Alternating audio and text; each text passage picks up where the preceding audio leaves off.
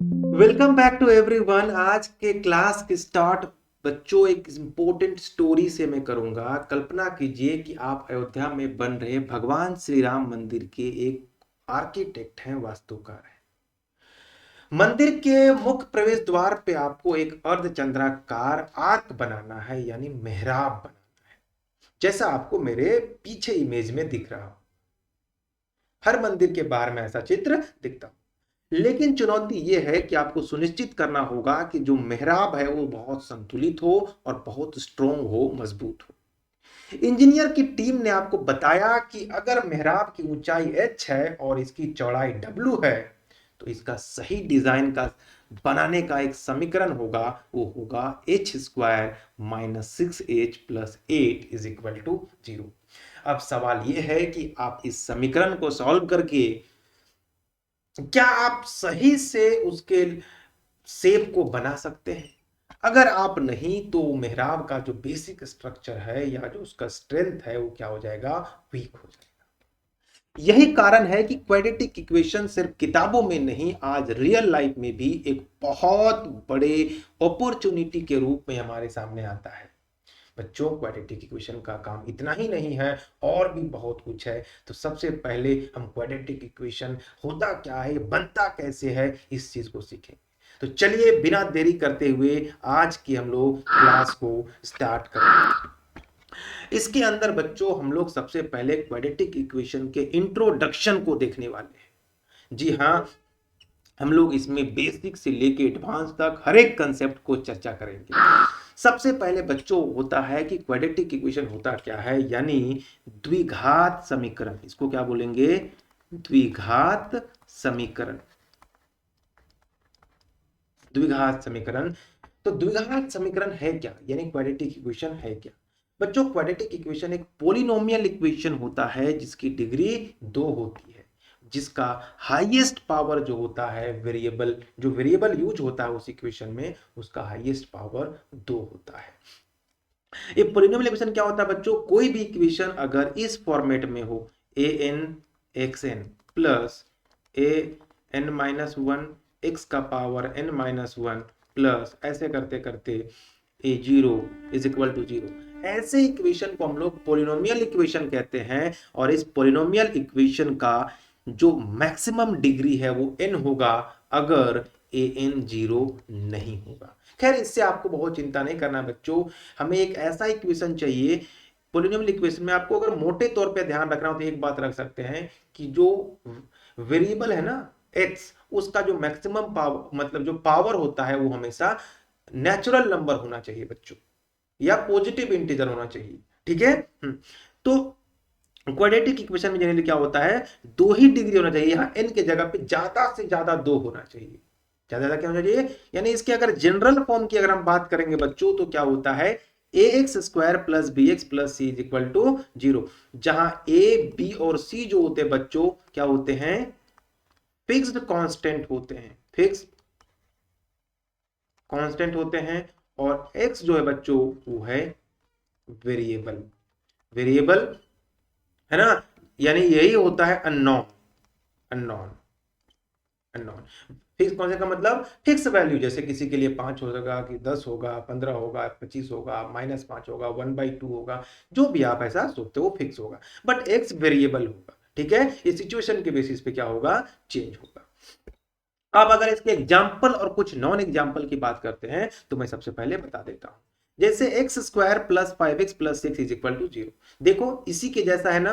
हमें क्या होना चाहिए, ए जीरो नहीं होना चाहिए। देखो यहां पर ए क्या होता है, x² का कोफिशिएंट को ए बोलते हैं, बी क्या होता है, x का कोफिशिएंट को बोलते हैं, और सी जिसके साथ x नहीं मल्टीप्लाई उसे कांस्टेंट टर्म c बोलते हैं। तो यहां देख लो सारे इसी फॉर्मेट में है ना। अगर इसी फॉर्मेट में होगा तो ये सही, तो क्वाड्रेटिक इक्वेशन होगा। यानी हर एक क्वाड्रेटिक इक्वेशन जो होगा वो इसी फॉर्मेट का होगा। ऐसा नहीं दिख रहा है, इसका मतलब क्वाड्रेटिक इक्वेशन नहीं है। ठीक है, बस ध्यान रखना है इसमें एक बात ही, कि सिर्फ x² का कोफिशिएंट जो है वो क्या नहीं होना चाहिए, 0 नहीं होना चाहिए। बाकी का कोफिशिएंट 0 हो भी सकता है और हो नहीं भी हो सकता है। अगर ये भी देखो इक्वेशंस में, अब कुछ नॉन एग्जांपल में देखो, ये लीनियर इक्वेशन होते हैं ना, ये देखो क्यूबिक इक्वेशन होता है। अगर मैं क्वेश्चन लिखूं बच्चों कि x² -2 इज इक्वल टू 0, ये क्वाड्रेटिक इक्वेशन है या नहीं है? बोलोगे सर है या नहीं, जल्दी बताओ। बोलोगे सर ऐसा तो नहीं दिख रहा है, क्योंकि bx टाइप का नहीं दिख रहा है ना, यानी x 1 वाला नहीं दिख रहा है, तो क्या दिक्कत है, इसको ऐसे लिख दो x square plus 0 into x minus 2 is equal to 0। अरे मैंने क्या कहा था कि सिर्फ एक्स स्क्वायर का जो कोफिशिएंट है वो 0 नहीं होना चाहिए, बाकी का कोफिशिएंट 0 हो सकता है। देखो 0 को किसी नंबर से मल्टीप्लाई करेंगे 0 हो जाएगा, फिर देखोगे ये दोनों एक ही चीज है, यानी एक क्वाड्रेटिक इक्वेशन है, क्योंकि ये उसको ऐसा लिखा जा सकता है। अब समझ में आ गया ना किसको क्वाड्रेटिक इक्वेशन बोलेंगे और किसको नहीं बोलेंगे। इसको क्यों नहीं बोलेंगे, क्योंकि यहां देख लो, यहाँ पे आप बोलोगे सर इसके लिए आप ऐसा लिख सकते हो क्या, 0 into x square plus 3x plus 7 is equal to 0।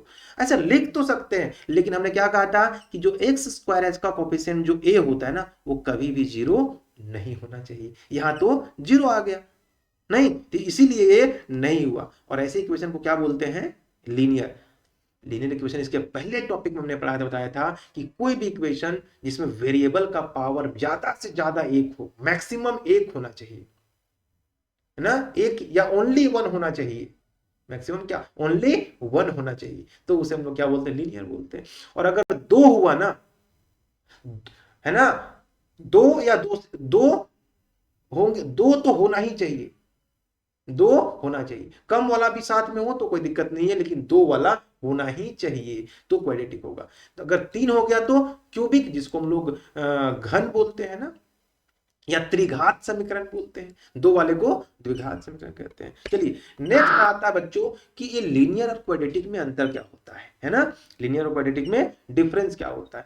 तो बच्चों लीनियर और क्वाड्रेटिक अगर डिफरेंस पूछोगे मुझे, तो कुछ कुछ चीज अगर आप नहीं जानते होगे तो कोई बात नहीं है, बट लीनियर इक्वेशन में देखो कि जनरल इक्वेशन क्या होता है, ax plus b is equal to 0 होता है, और क्वाड्रेटिक क्या होता है, ax square plus b x plus is equal to 0, but यहां पर a not is equal to 0 होना चाहिए, और यहां पर भी a not is equal to 0, क्योंकि a 0 हो जाएगा ना तो फिर ये लीनियर नहीं रहेगा, और यहां पर भी अगर a 0 हो जाएगा तो ये क्वाड्रेटिक नहीं रहेगा।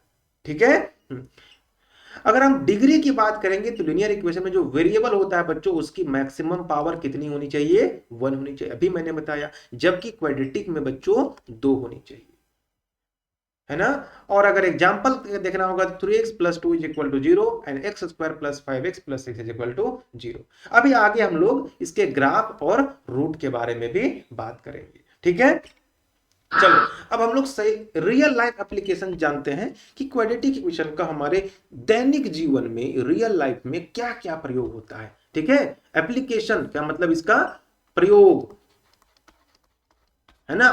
क्वाड्रेटिक इक्वेशन का मतलब द्विघात समीकरण, तो द्विघात समीकरण का हमारे रियल लाइफ में क्या प्रयोग है, कैसे करेंगे, तो मैंने आपको इसका प्रयोग तो स्टार्टिंग से ही बताया सबसे पहले। इसके कुछ प्रयोग जो होंगे बच्चों, जो हमारे अभी रियल लाइफ में तुरंत समझ में आ सकता है आपको, और कुछ जो होंगे वो सिर्फ आप समझ सकते हैं, कैसे यूज होगा ये आप शायद ना सोच पाए, बट यूज होगा ये आप जान सकते हो कि कहां कहां यूज होगा। जब चैप्टर पूरा पढ़ लोगे तो वहां कैसे होगा ये भी बात मैं आसानी से समझा दूंगा, बट अभी हो सके ना समझ पाओ। क्लियर है, तो टेंशन नहीं लेना है।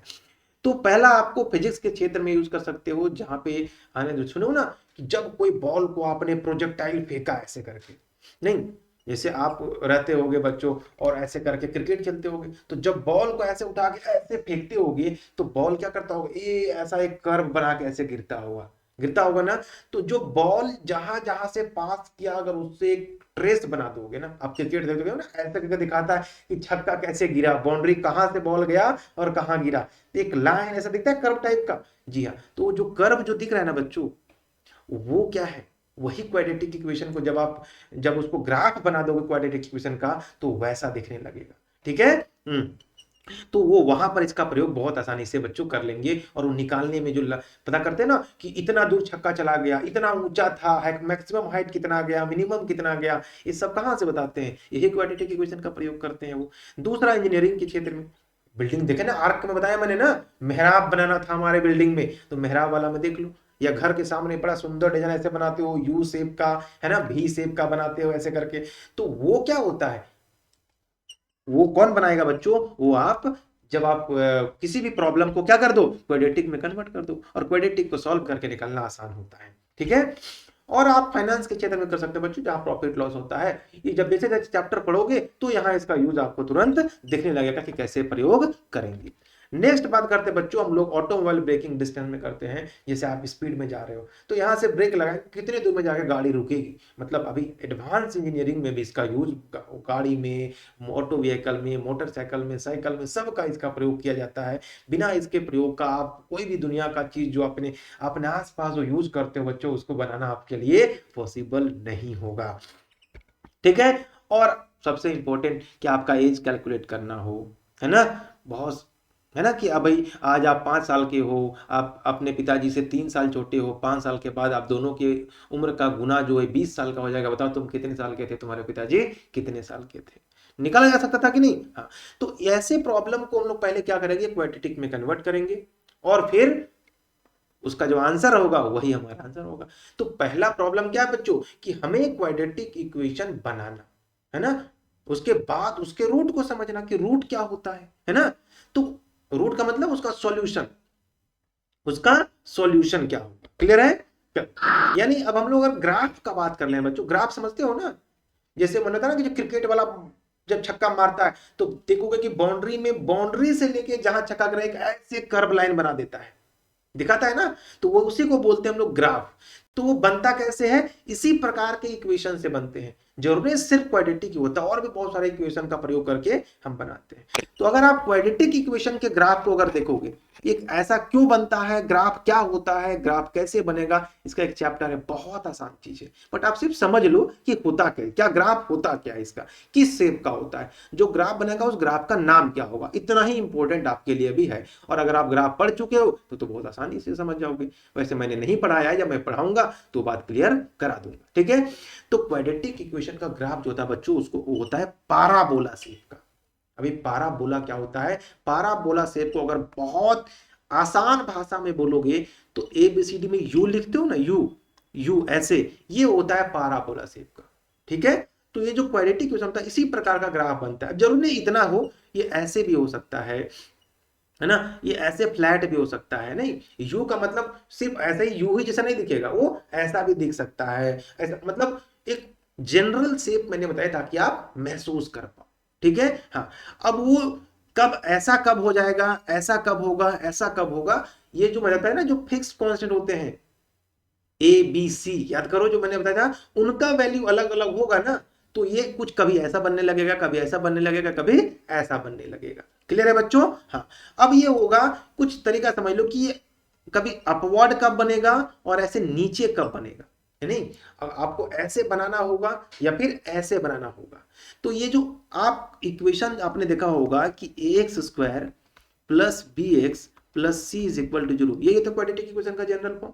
ये जो a है ना, a को अगर आप क्या कर दो पॉजिटिव, या a को कर दो नेगेटिव, पॉजिटिव मतलब सिर्फ प्लस वाला इसका वैल्यू प्लस में रहेगा, माइनस में कभी नहीं होगा। अगर ये पॉजिटिव होगा बच्चों तो पाराबोला का मुंह ऊपर की ओर दिखेगा, है ना, ऊपर।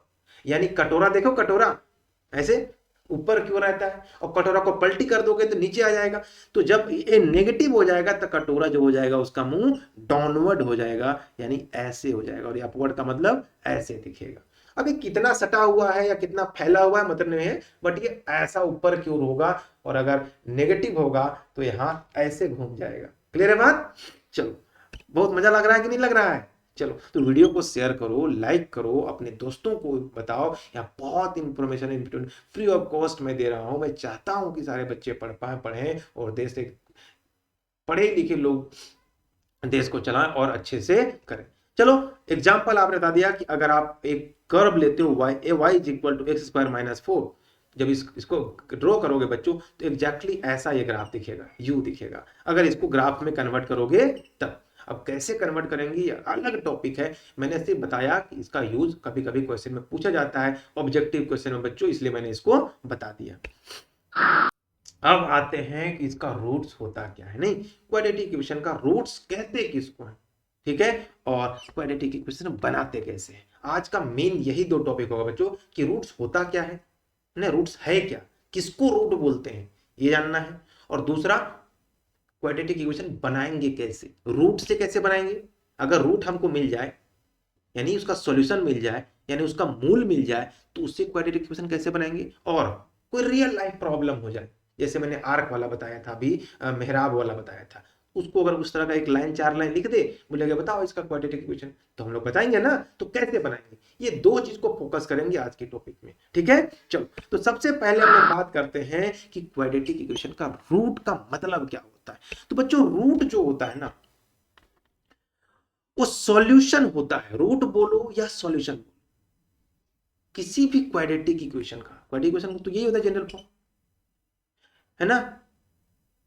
रूट उसको बोलेंगे कि x का वैल्यू, है ना, x का कौन सा वैल्यू इस इक्वेशन में डाल दें कि इसको वो सेटिस्फाई कर ले। इसको सेटिस्फाई करने का मतलब कि x का वैल्यू जैसे यहां पर डालोगे तो इधर वाला जो पार्ट आएगा ना, इसका जो मान होगा ये 0 के बराबर हो जाना चाहिए, तब हम वही क्या होगा, इसका रूट होगा। एग्जाम्पल अगर समझना हो तो देखो, जैसे x square minus 2x plus 1 is equal to 0। अब मैं बोलूं वैसे इसके कितने रूट्स होंगे बच्चों, तो मैंने पहले बताया कि 2 एक ऐसा वैल्यू होगा जो इसको क्या करेगा, सेटिस्फाई करेगा, यानी उसका आंसर होगा, इसका सॉल्यूशन होगा। अब वो 2 वैल्यू कौन कौन होगा ये पता करना है, उसको निकालने का एक अलग मेथड है, पूरा प्रॉपर तरीका है निकालने का। ऐसा नहीं कि कुछ भी वैसे मन में सोच सोच के निकालना है, नहीं, मतलब कह सकते हैं ना, निकालना बहुत आसान है ना। तो वो सीखेंगे हम लोग, बट अभी सिर्फ समझा रहे हैं कि रूट कहते मतलब क्या हुआ।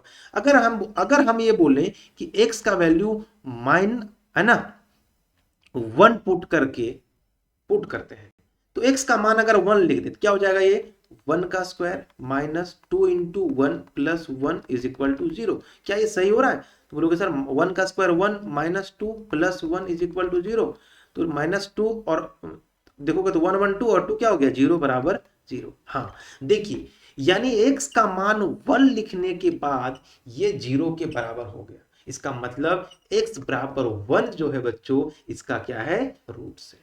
समझ में आया कि नहीं आया। इसी प्रकार से और कोई x का मान क्या ऐसा ले, x का और कौन ऐसा मान ले बच्चों, कौन सा x का और मान ले जो इसको सेटिस्फाई करेगा, इसको सेटिस्फाई करेगा। ठीक है, तो अगर नहीं मिल पाएगा तो कोई बात नहीं है, मिल पाएगा तो कौन सा होगा, तो क्या होगा ये आपको होमवर्क हमें बताना है, आपको कमेंट में बताइए कि दूसरा कौन सा वैल्यू होगा। बट आपको रूट समझ में आ गया ना। तो मान लो कि अगर ये नहीं पता था मुझे बच्चों कि इसका रूट एग्जैक्टली क्या होगा, ठीक है, तो इसके लिए हम लोग क्या कर सकते थे कि तरीका कोई और भी निकाल लेंगे, कैसे निकलेगा। ठीक है, दूसरा, तो मैथमेटिकली जो रूट्स होते हैं बच्चों वो क्वाड्रेटिक इक्वेशन में होते हैं जहां पे वो ग्राफ इंटरसेक्ट करता है एक्स एक्सिस पे। अगर ग्राफ से अगर आपको देखना हो तो, जैसे ये ग्राफ अगर मान लो ऐसे खींच दिया, तो एक्स एक्सिस बोलते हैं इसको और इसको बोलते हैं वाई एक्सिस। तो ये जो पॉइंट होगा ना, और ये पॉइंट वही उसका रूट्स होगा। क्लियर है। रूट्स फाइंड करने के बहुत सारे तरीके हैं, फैक्टराइजेशन मेथड है, क्वाड्रेटिक फार्मूला है और कंपेयरिंग स्क्वायर मेथड है बच्चों। ठीक है, अब हम लोग अगला है बच्चों कि क्वाड्रेटिक इक्वेशन को रूट अगर दिया हुआ हो तो कैसे फाइंड आउट करें।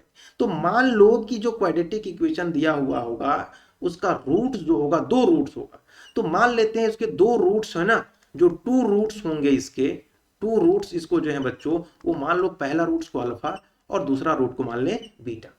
अब अल्फा अगर उसका रूट होगा तो x is equal to alpha लिख देंगे, और अगर बीटा भी इसका रूट होगा तो x is equal to beta लिख देंगे। अब इसको इधर ले आएंगे तो क्या हो जाएगा बच्चों, x minus alpha is equal to 0 and x minus beta is equal to 0। अब दोनों को मल्टीप्लाई कर दोगे, है ना, तो इसके LHS को मल्टीप्लाई करेंगे, RHS को RHS से मल्टीप्लाई करेंगे, तो x minus alpha into x minus beta is equal to 0 into 0, ये होगा। इसको जब मल्टीप्लाई करोगे, अरेंज करोगे, x square minus alpha plus beta into x plus alpha into beta is equal to 0, ये होता है बच्चों। अगर आपको रूट दिया हुआ है और अगर क्वाड्रेटिक इक्वेशन निकालना है तो ये फॉर्मूला यूज करके आप बहुत आसानी से क्या कर सकते हो, निकाल सकते हो। यही बात बच्चों मैंने यहाँ पे लिख के दी है। एग्जाम्पल से भी आप चाहो तो यहां देख सकते हो, जैसे हमने कहा कि अगर अब यहां पर एग्जाम्पल ले लो कि अल्फा इज इक्वल टू मान लो 2 और बीटा इज इक्वल टू मान लो 3, तो क्वाड्रेटिक इक्वेशन क्या होगा, क्वाड्रेटिक इक्वेशन क्या होगा, तो क्या होता है बच्चों, अभी होता है ना x square minus alpha plus beta into x plus alpha into beta is equal to zero. अब वैल्यू पुट कर दो, तो x square minus 2 + 3 into x plus 2 into 3 is equal to zero. इसे जब सॉल्व करोगे बच्चों तो क्या मिलने वाला है, x square minus 5x plus 6 is equal to zero, जो यहाँ पे मैंने बच्चों हम करके दिखा दिया है। क्लियर है? चलो अब नेक्स्ट आता है बच्चों ये formation of quadratic equation through real life problem. Real life problem से हम क्वाड्रेटिक इक्वेशन को कैसे बनाएंगे, तो कुछ रियल लाइफ प्रॉब्लम मैंने यहाँ पे लिए हैं। तो पहला जो है कि इसको करने के कुछ तरीके हैं बच्चों, कि क्वाड्रेटिक इक्वेशन को करने के लिए आपको पहले सिचुएशन को समझना होगा और देखना होगा कि क्या जब इक्वेशन बना है वो उसका जो क्वाड्रेटिक फॉर्म में है या नहीं है, यानी एक्स स्क्वायर वाला टर्म उसमें है या नहीं है। दूसरा बच्चों वही देखना था कि जहां पे ए मतलब एक्स स्क्वायर वाला टर्म होना चाहिए। और दूसरा बच्चों आपको अलग अलग फील्ड में कौन कौन सा होगा मैंने एग्जांपल यहाँ पे लिया है। पहला क्वेश्चन है बच्चों की father age is twice the age of his son, यानी पिताजी का उम्र जो है बेटे की उम्र का क्या है, डबल है। ठीक है, the product of their age was 40, अगर उनके दोनों के एज का गुणनफल 40 है तो उनका एज बताइए। तो पता कर लो कि सन का एज जो है बच्चों मान लो एक्स, तो फादर का एज कितना हो जाएगा, तो बोलोगे सर ट्वाइस है तो 2x हो जाएगा। 5 ईयर एगो यानी 5 साल पहले, तो 5 ईयर एगो निकाल लो, 5 ईयर एगो। सन का एज कितना हो जाएगा बच्चों, तो 5 साल कम हो जाएगा। और फादर का एज कितना हो जाएगा बच्चों, तो इनमें भी 5 साल कम हो जाएंगे ना। आज अगर आप 5 साल 25 साल के हो तो 5 साल पहले कितने रहोगे, 20 साल के हो गए कि नहीं, तो 5 साल कम हो जाएगा। क्वेश्चंस में क्या कहता है कि 5 साल पहले इनकी उम्र का गुना 40 था, तो यानी सन और फादर को गुना कर दोगे तो 40 मिलने वाला था। तो सन कितना है बच्चों, x माइनस 5, फादर कितना है बच्चों 2x माइनस 5, दोनों को गुना करेंगे कितना मिलेगा बच्चों 40। अब गुना करो, x को 2x से करेंगे कितना हो जाएगा बच्चों 2x स्क्वायर, x को 5 से करेंगे तो माइनस 5x, माइनस 5 को 2x से करेंगे तो माइनस 10x, और माइनस माइनस प्लस कितना हो जाएगा बच्चों 5 × 5 = 25 इज इक्वल टू 40। सबको कंबाइन कर दो, जोड़ना मैं सिखा चुका हूं, 2x square minus 5 minus 10 minus 15x, और इधर करोगे तो 40 और 15 कितना होता है ये, तो ये आपका सही आंसर है। क्लियर है बच्चों, कोई दिक्कत नहीं है। नेक्स्ट अब क्वेश्चन देखो, एक रेक्टेंगल का क्वेश्चन है बच्चों, एरिया से रिलेटेड प्रॉब्लम है।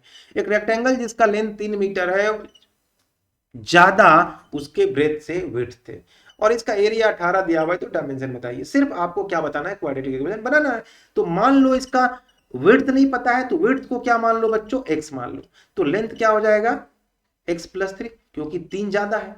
तो क्वेश्चंस क्या कहता है कि जो एरिया है ना वो कितना है, 18 दिया हुआ है, और एरिया क्या होता है बच्चों, लेंथ इंटू ब्रेथ होता है, और लेंथ गिवन है x और ब्रेथ भी x + 3। कुछ नहीं करना है, बस जैसे लीनियर इक्वेशन सॉल्व किया था सेम यहां करना है। तो क्या मिलेगा, ये x square plus 3x plus 18 is equal to 0। देखो बन गया क्वाड्रेटिक इक्वेशन। अब इसका आंसर कितना होगा, इस इक्वेशन को सॉल्व करके पता करना होगा, इसका रूट निकालना पड़ेगा। तो रूट अभी निकालना सिखाया नहीं हूं, अभी सिखाऊंगा आगे, ठीक है। एक और प्रॉब्लम देख लो, लास्ट प्रॉब्लम ये भी देख लो बच्चों, कि प्रोडक्ट ऑफ 2 कंसेक्यूटिव नंबर जो है 56 है, वो नंबर आपको फाइंड आउट करना है। तो 2 कंसेक्यूटिव नंबर किसको बोलते हैं बच्चों, एक के बाद एक, जैसे 1 2 3 4 8 9 10 11 50 51 है ना, 100 101, यानी एक की जस्ट आगे वाला बात। यानी अगर पहला नंबर को मैं मान लूं बच्चों, फर्स्ट नंबर को अगर मैं x मान लूंगा, तो सेकंड नंबर कितना हो जाएगा, बोलोगे सर एक ही तो ज्यादा होगा, है ना, x + 1।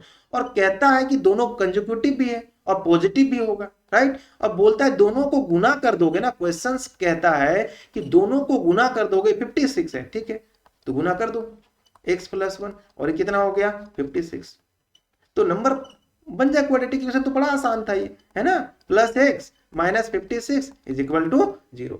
कितना आसान था बच्चों, था ही नहीं था। चलो, तो यानी हमने 2 चीज सीखा कि रियल लाइफ प्रॉब्लम से भी मैंने क्वाड्रेटिक इक्वेशन बनाना सिखा दिया बच्चों, रूट्स क्या होता है बता दिया, और अगर रूट्स पता हो, मूल पता हो, तो भी क्वाड्रेटिक इक्वेशन निकालना बच्चों मैंने आपको सिखाया।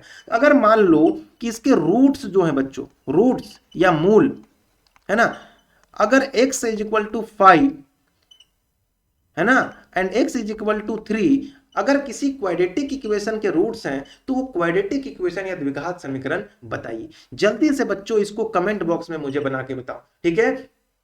इसी प्रकार से अगर आपको लेक्चर समझ में आया होगा बच्चों तो आप इसे अपने दोस्तों के साथ शेयर करना। अगले लेक्चर के अंदर बच्चों मैं द्विघात समीकरण से रिलेटेड इस कैसे इसके रूट्स को निकालेंगे, इसके निकालने के अलग अलग जो मेथड हैं उन सब की चर्चा करेंगे। तब तक के लिए थैंक यू सो मच। इसी प्रकार से देखते रहिए, सीखते रहिए और दूसरों को भी मदद करिए, क्योंकि जो दूसरों को मदद करते हैं बच्चों, भगवान उनकी मदद करते हैं। तो ठीक है, आज की क्लास में यही समाप्त करता हूं। तब तक के लिए thank you so much and stay